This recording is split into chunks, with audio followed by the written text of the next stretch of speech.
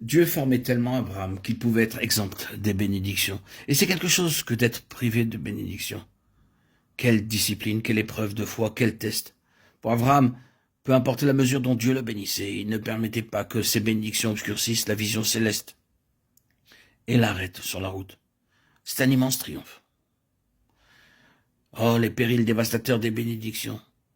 Peut-être pouvez-vous dire que vous ne connaissez pas encore beaucoup ces dangers. Mais Dieu veut que nous soyons forts pour son céleste royaume, forts pour l'élargissement spirituel, forts pour pouvoir être employés puissamment. Et nous ne serons jamais forts si les choses nous soutiennent et prennent le dessus sur Dieu. Jamais forts si les biens sont ennemis du meilleur. Avec Abraham, c'est parfaitement clair qu'il soit dans la prospérité ou dans l'adversité. Ce n'était jamais prétexte à l'arrêter ou à lui laisser croire qu'il était parvenu. Si à aucun moment il avait pu se croire arrivé, tout était très rapidement remis en question. Tout cela sont morts dans la foi, sans avoir reçu, mais ayant vu et salué de loin. Une autre chose à l'égard d'Abraham, c'est qu'il ne permettait jamais aux difficultés apparentes, aussi grandes soient-elles, d'amoindrir sa progression spirituelle, sa marche ascendante. Nous allons y revenir encore dans un moment.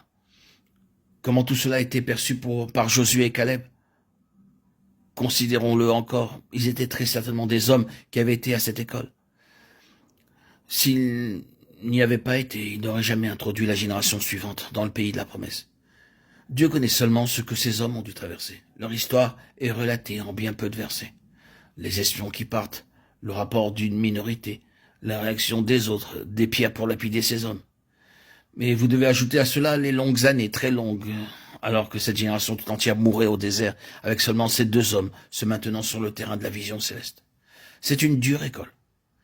Ils auraient aisément pu se décourager et renoncer en disant « Allons, c'est une vision utopique ». Mais ils ne l'ont pas fait, car le céleste les avait saisis dans la profondeur de leur être, et les soutenait même dans la plus grande adversité. Et ils étaient passés au travers de tout cela. Ils avaient vaincu le monde. Une fois encore, il y avait eu avec Abraham ce conflit entre le spirituel et le charnel. Non seulement entre le spirituel et le temporel, mais entre le spirituel et le charnel. Ce conflit vint de l'intérieur, dans ce que nous pouvons appeler le cercle domestique. Il était dans la famille, dans le sang. Il était dans Lot. Je parle spirituellement. J'interprète Lot comme représentant quelque chose qui n'appartient pas seulement objectivement à la famille chrétienne, ce qui bien sûr est plutôt vrai, mais ce Lot qui est dans nos propres natures subjectivement. Ce conflit charnel qui se manifeste contre le spirituel, entre le terrestre et le céleste. Ici, vous voyez, il y a Lot, et il est du même sang que Abraham. Mais dans le sang, dans la famille, si vous aimez mieux, considérez-le par rapport à la famille chrétienne, il y a cette marque charnelle. Lot et sa mondanité, sa pensée mondaine, sa vision mondaine, son ambition mondaine, son impatience mondaine. Il n'y a aucune vision céleste dans Lot. Et il est si proche, si étroitement près d'Abraham. Abraham côtoie la menace d'une opposition à sa marche spirituelle. Dans son sang même, c'est là, c'est en nous, et c'est dans la famille chrétienne. C'est si proche, sans cesse très près.